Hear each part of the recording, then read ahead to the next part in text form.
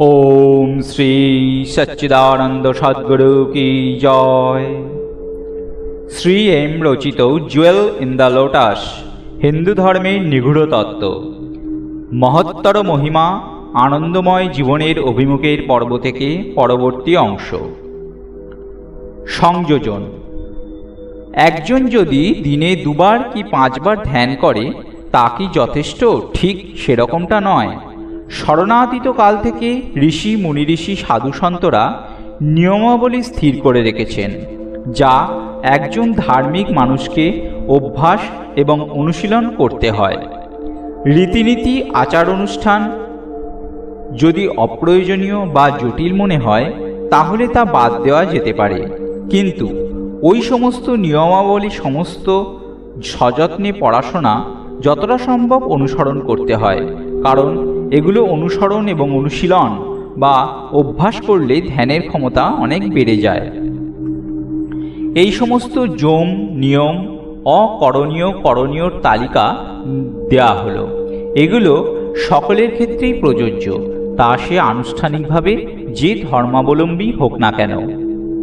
চুরি করবে না, হত্যা করবে না, মিথ্যা কথা বলবে না, হিংস্র হবে না, ব্যভিচার করবে না, মাদকাসক্ত হবে না, নেশাভান করবে না, খাওয়া দাওয়ায় সংযম, বেশি অতিরিক্ত খাবে না, প্রতিদিন প্রার্থনা বা ধ্যান জপ করবে, সম্ভব হলে দিনে 2 বার, পিতামাতা এবং শিক্ষকের প্রতি শ্রদ্ধাভাজন হবে, সহজ সরল জীবনযাপন করবে, অন্য মানুষদের কিছু সেবা করবে। তুমি দেখবে এই সমস্ত অভ্যাস বা অনুশীলন করলে তা অবশ্যই শান্তি এবং প্রশান্তির অনুকূল হবে। তুমি যদি চুরি করো তাহলে সবসময় মনের মধ্যে একটা ভয় থাকবে, কোনো না কোনো দিন তুমি ঠিক ধরা পড়ে যাবে। মনের মধ্যে সবসময় এই রকম চলতে থাকলে কি করে তা শান্ত হবে? কি করেই বা সে ধ্যান করবে? তুমি যদি কাউকে হত্যা করো, তুমি জানো যে কোনো না কোনো দিন তুমি কারোর দ্বারা সম্ভবত হত্যা হবে। শত্রুরা পরস্পরকে হত্যা করে। হিংসার এই সংস্কৃতি বা পরম্পরাটা হলো আসলে একটা রোগের লক্ষণ যা আমাদের প্রত্যেকের গভীরে লুকিয়ে থাকে। হত্যা করার ইচ্ছাটা আসলে দৌড়ে জেতার জন্য প্রয়োজন, কিন্তু যে এইটা চিন্তা করার জন্য একটু থামে, যে সমস্ত আনন্দ এবং পরিপূর্ণতাই আমাদের অন্তরে থাকে, বাইরে নয়, সেই আনন্দময় সত্তা যা তোমার মধ্যে আছে তা আমার মধ্যেও আছে। আর তার সঙ্গে যোগাযোগের জন্য একজনকে শুধু ধ্যান করতে হয়, শান্তিতে জীবনযাপন করতে হয়। তুমি যদি একবার মিথ্যে বলো, তোমায় অন্তত আবার মিথ্যে বলতে হবে, বারবার মিথ্যে বলতে হবে ওই মূল মিথ্যাটাকে রক্ষা করার জন্য। আর এইভাবে চলতে থাকে, এটা একটা অভিশপ্ত ভয়াবহ চক্র। খুব শীঘ্রই তুমি একটা মিথ্যার জাল বুনে ফেলবে, আর তুমি ভয়ে ভয়ে থাকবে যে এটা যে কোনো সময় ছিঁড়ে যাবে, ভেঙে যাবে। আর সেটাকে আটকাতে আরও মিথ্যার জাল বুনেই চলবে। আর তারপর তুমি এমনকি নিজের মিথ্যাগুলোকেও বিশ্বাস করতে শুরু করবে। এই ধরনের মানুষেরা কিভাবে মনে শান্তি পাবে? কাজে এই সমস্ত বোঝা ঝেড়ে ফেলো, ছুঁড়ে ফেলো, আর একটা সহজ সরল স্বচ্ছ জীবনযাপন করো যা শান্তিপূর্ণ এবং প্রশান্তিময়। তাতে হয়তো যে সামান্য অসুবিধা হবে তা তুমি যা লাভ করবে তার তুলনায় কিছুই নয়। আর ব্যভিচারের কথা বলতে গেলে বলতে হয় আধ্যাত্মিক বিকাশ, মনের সূক্ষ্মতর এবং চেতনার উচ্চতর পর্যায়ে উত্তরণের সঙ্গে সম্পর্কযুক্ত এর নিম্নতম বিন্দু বা স্তরগুলি কাজ করে ক্ষুধা এবং যৌনতা হিসেবে। এগুলো যে কোনো মানুষের আইনসিদ্ধ চাহিদা, কিন্তু আমরা এর পরেরটাতে বেশি মনোযোগ দিয়ে ফেলি, কারণ সাধারণত বা স্বাভাবিকভাবে আমরা কতটা চিন্তা করতে পারি তা অনুযায়ী এটা সর্বাধিক সুখানুভূতি উপভোগ করায়, আর ক্ষণিকের জন্য এমনকি আমাদের নিজেদেরকেও ভুলিয়ে দেয়। একজন যত সূক্ষ্মতর স্তরের দিকে এগোয়, চেতনাকে যৌন সন্তুষ্টির নিম্নতর কেন্দ্র থেকে আধ্যাত্মিক সন্তুষ্টির উচ্চতর কেন্দ্রের দিকে সরিয়ে নিয়ে যেতে হয়। একজনের মন যদি সবসময় যৌন সংক্রান্ত ক্রিয়াকলাপের দিকে কেন্দ্রীভূত থাকে তাহলে এটা কিছুতেই করা যায় না। সুতরাং যৌন প্রসয়ে সংযমের উপর জোর দেওয়া হয়। একজন মানুষ কখনোই সবসময় সব পরিস্থিতিতে মুক্তির নামে সুখ সে প্রশ্রয় দিয়ে বেড়ায় না, আর এইডসের মতো বা অন্যান্য শারীরিক এবং মানসিক ব্যাধির শিকার হয় না। সে ধীরে ধীরে নিজের যৌন শক্তিকে উচ্চতর আবেগের স্তরে উন্নীত করে যৌন আচ্ছন্নতা থেকে বেরিয়ে আসে, যা তার চেতনাকে আরও মহানতর উচ্চতর স্তরে নিয়ে যায়। উদাহরণস্বরূপ বলা যেতে পারে, হৃদয় কেন্দ্রের মধ্যে উচ্চতর কেন্দ্রে সে এমন আনন্দ অনুভব করে বা উপভোগ করে যা যৌন সুখ উপভোগের চেয়েও 1000 গুণ বেশি শক্তিশালী ও ক্ষমতাশালী। কাজেই উচ্চ পর্যায়ের যোগীদের যৌন সুখ উপভোগের প্রয়োজন হয় না। সাধারণ অর্থে যৌন সুখের সঙ্গে খুব ঘনিষ্ঠভাবে যুক্ত থাকে খাদ্য বা খাবারের প্রশ্ন। কোনো বেলাগাম মনকে নিয়ন্ত্রণ করার সহজতম উপায় হল থেকে থেকে উপবাস করা। যোগী বা আধ্যাত্মিক অনুশীলনরতদের তাদের প্রচেষ্টায় অগ্রগতি করার জন্য সমস্ত ক্রিয়াকলাপে সংযম দেখানো প্রয়োজন। মনে রেখো, সংযমটাই আসল কথা। গীতা খুব সুন্দরভাবে বলেছে, যে খুব বেশি খায় বা খুব কম খায়, যে খুব বেশি ঘুমোয় বা খুব কম ঘুমোয়, এমন কারোর জন্য এই যোগ বা যোগা নয়। এইটাই সব কথা বলে দেয়। একথা সত্যি যে নিরামিষ খাবারে ধ্যানের জন্য অনুকূল, বিশেষ করে গোড়ার দিকে। কিন্তু একথাও সত্যি যে নিরামিষ খাবার এত মশলাদার করে বানানো যায় যা ক্লান্তির কারণ হয়ে দাঁড়ায়। ধ্যানের পথে যা দারুণ অন্তরায়। আবার এমন মানুষও আছে যারা অতিরিক্ত বা খুব বেশি খায় আর দাবি করে যে যতক্ষণ এটা নিরামিষ খাবার ততক্ষণ এই বেশি খাওয়াটাও ঠিক আছে। নিশ্চিন্তভাবে বলা যেতে পারে যে এই বেশি খাওয়াটা একটা তামসিক ক্রিয়া, সাত্ত্বিক নয়। কি খাচ্ছ বা কি খাচ্ছ না তাই নিয়ে খুব বেশি আচ্ছন্ন বা মগ্ন থেকো না। এটা এমন একটা বৈশিষ্ট্য যাকে স্বামী বিবেকানন্দ বলেছেন রান্নাঘরের হেঁসেলের ধর্ম।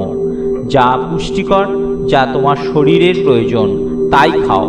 যদি কাউকে এমন কিছু খেতে দেখো যা তুমি খেতে চাও না বা খেতে ভালোবাসো না, এমন মন করো না যে তিনি একজন অজ্ঞ বা আধ্যাত্মিকভাবে অবিকশিত ব্যক্তি। মনে রেখো যে স্বামী বিবেকানন্দ মাংস খেতেন আর মহান সাধু শ্রীরামকৃষ্ণ মাছ খেতে ভালোবাসতেন। এর মানে অবশ্যই এটা নয় যে ওনারা ওগুলো খেতেন বলে তোমারও এগুলো খাওয়া উচিত। তোমার নিজের সাধারণ বোধবুদ্ধি ব্যবহার করো। আর সব কিছু বাদ দিয়ে শুধুমাত্র নিরামিষাশী হওয়াটাই সাধু হওয়ার লক্ষণ নয়। হিটলার একজন বিশুদ্ধ নিরামিষাশী ছিলেন। তিনি এমনকি ডিমও খেতেন না, কিন্তু তা বলে তিনি কি একজন সাধু ছিলেন? কত হাজার হাজার ইহুদিকে তিনি গ্যাস চেম্বারে পাঠিয়েছিলেন। মাদকাসক্তি বা নেশাভাং নিয়ে বলতে গেলে বলতে হয় যে এটা বোঝার জন্য একজন অসাধারণ বুদ্ধিমান হওয়ার প্রয়োজন নেই। যে কোনো কাউকে এর থেকে বিরত থাকতে বলা হয়। যা কিছুই একজনের ভারসাম্য নষ্ট করে, বোধবুদ্ধি বিচার বুদ্ধি লোপ পাওয়ার, তার থেকে বিরত থাকা উচিত। তোমার যুক্তিবোধ তোমার একটা গুরুত্বপূর্ণ যন্ত্র বা অস্ত্র। মাদকাসক্তি একে ধীরে ধীরে ধ্বংস করে। মাদকাসক্তি এবং অন্যান্য নেশার অভিশাপ হিসাবে শারীরিক রোগভোগ অসুখ তো হয়ই। নিয়মিত মদ্যপান বা অন্যান্য মাদক সেবন যাদের অভ্যাসে পরিণত হয়েছে, তারা নিজেদের ক্ষমতার অতি মূল্যায়ন করেন বা অনেক বেশি করে দেখেন এবং নানান ভয়ানক ভুল করেন। বহু পথ দুর্ঘটনায় মদ্যপান করে গাড়ি চালানোর ফল।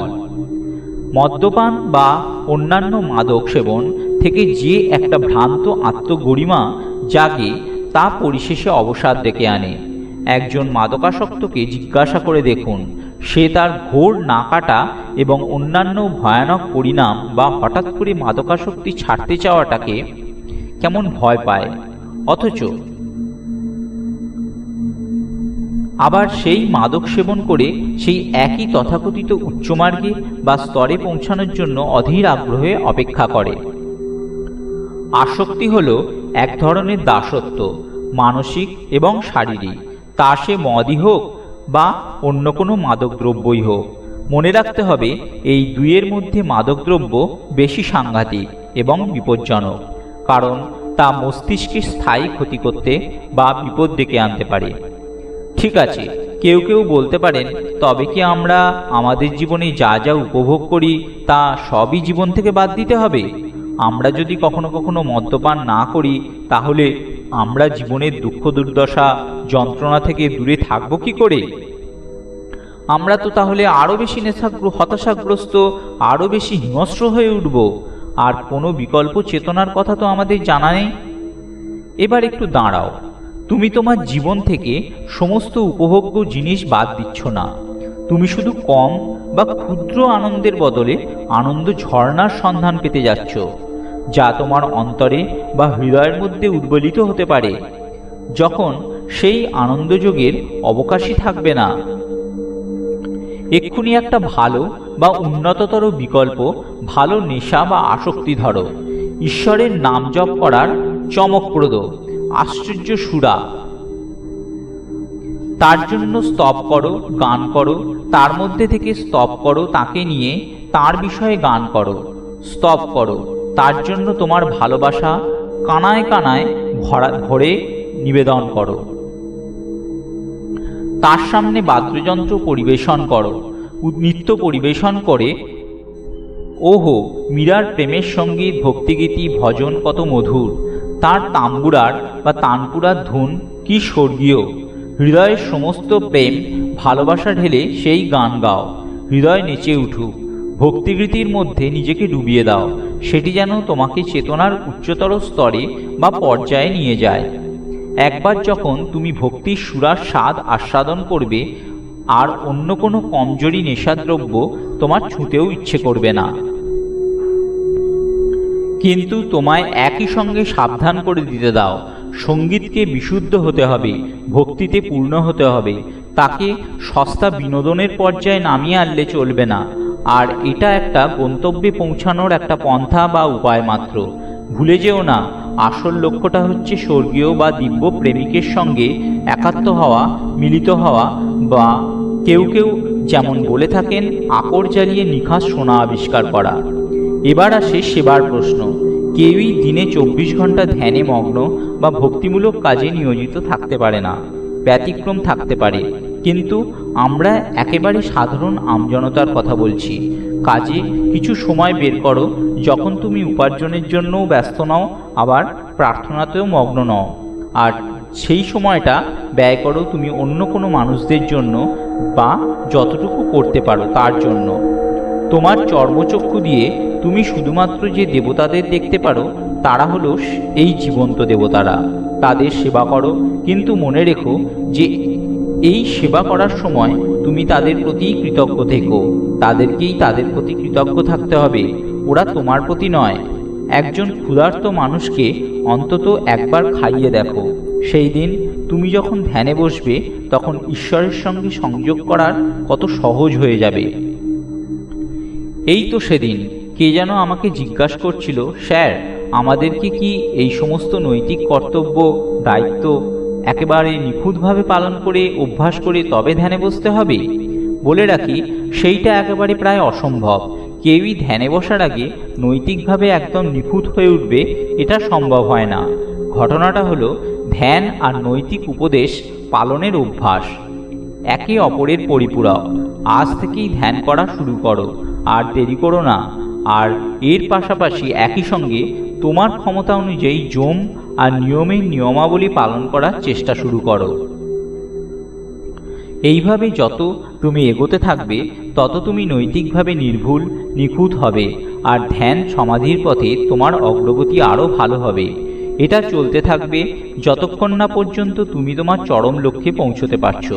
ততক্ষণ পর্যন্ত ভুলচুক, ত্রুটি, খুঁত থাকবেই। কাজেই চিন্তা করো না। যখন একজন এটা পুরোপুরি বা নির্ভুলভাবে বুঝতে পারবে যে যা কিছুর অস্তিত্ব আছে তাই সত্তা, শুধুমাত্র তখনই স্বার্থপরতা পুরোপুরি ধ্বংস হবে। সমস্ত অনৈতিকতার কি জন্ম স্বার্থপরতা থেকে হয় না? যত তুমি সেই আনন্দময় সত্তার কাছাকাছি পৌঁছতে থাকো, ততই তোমার কাছে অনৈতিক আচরণের প্রয়োজন ফুরাবে। ততক্ষণ পর্যন্ত যতক্ষণই পর্যন্ত পারো চেষ্টা করে যাও। ঘৃণাকে ভালোবাসা দিয়ে জয় করো। প্রেমিক ও ভক্ত, এই সমস্ত নির্দেশাবলী যেখানে অধিকাংশ মানুষের ক্ষেত্রেই প্রযুক্ত, একমাত্র ব্যতিক্রম হল প্রকৃত ভক্ত বা প্রেমিক। সে পুরুষই হোক বা নারী, ঈশ্বর বা প্রভুর সঙ্গে এক ভালোবাসার তুফানে আটকা পড়ে আছে। সেই প্রভু হলেন চিরকালের প্রেমিক। আর এই সমস্ত ভাগ্যবানদের ক্ষেত্রে কোনো নিয়ম নির্দেশাবলী প্রযুক্ত হয় না। ধ্যান, খাদ্যাভ্যাস, ধর্মীয় রীতিনীতি পালন, আচার আচরণ, ব্যবহার, কর্তব্য, দায়িত্ব কোনো কিছুই এই সত্তার কাছে কোনো অর্থ রাখে না। সে তার প্রভু বা আরাধ্যার জন্য সমস্ত পৃথিবীকে হাওয়ায় উড়িয়ে দেয়। প্রেমিকের সঙ্গে বিচ্ছেদ তার কাছে অসহ্য। সে প্রেমিকের অপেক্ষায় পাগল হয়ে যায়। সে আর কোনো কিছুই জানে না, আর কোনো কিছুর সম্পর্কে অবগতও নয়। আর তার প্রভু আরাধ্য প্রেমিক যখন তার কাছে আসে, সে তার কাছে মাথা নত করে না। তারা তো প্রেমিক, একে অপরকে ভালোবাসে যতক্ষণ না পর্যন্ত তাদেরকে একে অপরের থেকে তফাৎ করা যায় না। তারা একে অপরের সঙ্গে স্বর্গীয় ভালোবাসায় আলিঙ্গনাবদ্ধ। এখানেও একটু সাবধান করে দিতে হয়। তাকে নকল করার চেষ্টা করো না, নিজে নকল হওয়া থেকে নিজেকে সাবধান করো। একজন প্রকৃত প্রেমিকের নিশ্চিত লক্ষণ হল স্বার্থপরতার অভাব বা না থাকা। কেউ যদি প্রেমিক হওয়ার ভান করে আর তুমি এটা আবিষ্কার করো তার মধ্যে এতটুকু স্বার্থপরতা আছে, তার থেকে দূরে থেকো। ঈশ্বরের প্রকৃত প্রেমিক দুর্লভ এবং বিরল, আর যেখানে তারা আছে সেখানে আধ্যাত্মিকতার বন্যা বয়ে যায়, আর তার থেকে অনেকে উপকৃত হয়। আর তবুও অধিকাংশ এই ধরনের প্রেমিক বা ভক্তরা শিক্ষক বা পথ নির্দেশক হতে অরাজি হয়, কারণ অধিকাংশ সময়েই তারা নিজেরা নিজেদের স্বর্গীয় ভালোবাসার দুনিয়ায় আবদ্ধ থাকে। এদের মধ্যে কেউ কেউ দুর্যোগপূর্ণ বা ঝড়ঝঞ্ঝা বহুল স্তর অতিক্রম করে সর্বোচ্চ পর্যায়ে পৌঁছানোর পর পরমাত্মার নির্দেশে নিজেদেরকে মনকে আবার দৈনন্দিন চেতনা স্তরে নিয়ে আসে অন্যদের শিক্ষা দেওয়ার জন্য। এমন শিক্ষকরা নিঃসন্দেহে মহান, আর তাদের ভক্ত বা শিষ্যরাও সত্যিই ভাগ্যবান। কিন্তু আরও একবার আমি তোমাদের সাবধান করে দিতে চাই, কিছু মানসিক ভারসাম্যহীন ব্যক্তি এবং পাগলরাও ভক্তদের মতো ব্যবহার বা আচরণ করতে পারে। কাজেই সাবধান বা সতর্ক থেকে। ভণ্ড ভক্ত এবং পাগলদের লক্ষণ হল প্রকৃত জ্ঞান বুদ্ধির অভাব, স্বার্থপরতা এবং লালসা। ঋষি, জ্ঞানযোগী আর রাজা যোগীরা একদম অন্য ধরনের। তারা শান্ত, স্থির চিত্ত, নিরুদ্বিগ্ন, এবং তারা একটা শব্দ উচ্চারণ না করেও অনেক কিছু শিখিয়ে দিতে পারেন। একদম নীরবে তারা পথ প্রদর্শন করেন আর শক্তি প্রেরণ করেন, যা তোমার অন্তর পরিষ্কার করে দেয় আর ঈশ্বরের আরোহণের পথ পরিষ্কার করে দেয়, যা সে পরম আনন্দের মূল বা সার। শিক্ষক বা গুরু, যখন উপযুক্ত সময় আসে তখন শিক্ষক বা গুরু আসেন। হিমালয়েতে তাকে খুঁজে বেড়াতে হয় না। তিনি হয়তো তোমার পাশেই বাড়িতেই আছেন, অথচ তুমি হয়তো তাকে চেনো না। তোমার অজ্ঞতা এবং ঔদ্ধত্যতাই প্রকারান্তরে তাকে লুকিয়ে থাকতে সাহায্য করে। তুমি যদি একজন আন্তরিক অন্বেষী হও, তোমার জীবনের একমাত্র লক্ষ্য যদি তোমার প্রিয় সত্তার সঙ্গে সাক্ষাৎ হয়, তুমি যদি অবিরাম ধ্যান করো এবং পথ নির্দেশের জন্য প্রার্থনা করে যাও, শিক্ষক বা গুরু নিশ্চয়ই আসবেন যদি প্রয়োজন হয়। তুমি তাকে চিনতে পারো, নাও চিনতে পারো, কিন্তু তিনি নীরবে তোমায় পথ নির্দেশ দিয়ে যাবেন। প্রকৃত শিক্ষক বা গুরু প্রভু নিজে, যিনি নানান আকার অবয়ব নিয়ে ভক্তকে পথ নির্দেশ দিয়ে যান, পথপ্রদর্শক করেন। গ্রহণ করার আগে শিক্ষক বা গুরুকে ভালো করে পরখ বা পরীক্ষা করে নাও। তার মধ্যে যদি এতটুকুও লালসা বা স্বার্থপরতা থাকে, তাহলে তিনি সর্বোচ্চ স্তরের নন। তাকে সম্পূর্ণভাবে পরীক্ষা করে নাও, কিন্তু ধৈর্য ধরো। তাড়াতাড়িতে কোনো বিচার করো না, কারণ বহু সময় গুরু বা শিক্ষকের কার্যকলাপকে ভুল বোঝা হয়ে থাকে। তার ব্যাপার রকম সকম একটু রহস্যময় হয়। তার উদ্দেশ্যটা না বুঝে তার কার্যকলাপের বিচার করতে যেও না। সমস্ত কিছু খতিয়ে দেখে পর্যালোচনা করে একবার যখন তুমি তাকে শিক্ষক বা গুরু হিসেবে গ্রহণ করবে, তখন তার প্রতি সর্বোচ্চ সম্মান, শ্রদ্ধা জানিও, আর তোমাকে তার শিষ্য হিসেবে গ্রহণের জন্য তার কাছে স্বনির্বন্ধ অনুরোধ জানিও। যদি তিনি তোমায় গ্রহণ করেন তাহলে নিজেকে ভাগ্যবান মনে করো, কারণ একজন প্রকৃত গুরু বা শিক্ষক শত শত ভক্ত বা শিষ্য সংগ্রহ করতে ভালোবাসেন না, পছন্দ করেন না। খুব কচ্ছিৎ তিনি গুরু হতে রাজি হন। প্রায় সমস্ত ক্ষেত্রেই একজন পথপ্রদর্শকের প্রয়োজন। একজন প্রকৃত পথপ্রদর্শক থাকা আবশ্যক, কারণ তুমি একটা সম্পূর্ণ নতুন অজানা অচেনা পথে যাত্রার বা অভিযান শুরু করছো। এখানে ওখানে তুমি মহান এবং বিকশিত আধ্যাত্মিক ব্যক্তির সন্ধান পেতে পারো, যাদের দেখে মনে হতে পারে যে তাদের কোনো গুরু বা শিক্ষক ছিল না। তারা ব্যতিক্রমী, এবং যদিও মানুষের আকারে অবয়বে তাদেরকে কোনো গুরু নাও থেকে থাকে, এটা বুঝে যেও যে ঈশ্বর নিজে তাদের পথপ্রদর্শন করেন এবং তাদের সমস্ত প্রয়োজনের খেয়াল রাখেন। তাদের অনুকরণ করতে যেও না, কারণ একটা বিশেষ গোষ্ঠী, এমনকি তোমার নিজের গুরুকেও অনুকরণ করো না, কারণ তুমি তিনি নও। তার শিক্ষা অনুসরণ করো, তার নির্দেশাবলী অনুসরণ করো, আর তাহলে তুমি তোমার মতো করে নিজেই একজন শিক্ষক হয়ে উঠবে। মূল এর ছায়া বা দুর্বল অনুকরণ নয়। একজন শিক্ষক যুবা হতে পারেন, বৃদ্ধ হতে পারেন, পুরুষ হতে পারেন, মহিলা হতে পারেন, গৌরবর্ণ হতে পারেন, শ্যামবর্ণ হতে পারেন। বহিরঙ্গতে আদৌ কিছু যায় আসে না। যার গুরুত্ব আছে তা হল অন্তরের বা আভ্যন্তরীণ আধ্যাত্মিক অবস্থানের। তিনি যদি মনে করেন তিনি তোমার হৃদয়ের সমস্ত জমা বাসনাকে পরিষ্কার করে মুছে দিয়ে তোমায় মুক্ত করে দেবেন, এমনই একজন শিক্ষক তোমায় পথ দেখান। আজকের সাধ্যায় এই পর্যন্তই। ওম শ্রী সচ্চিদানন্দ সদ্গুরু কি জয়।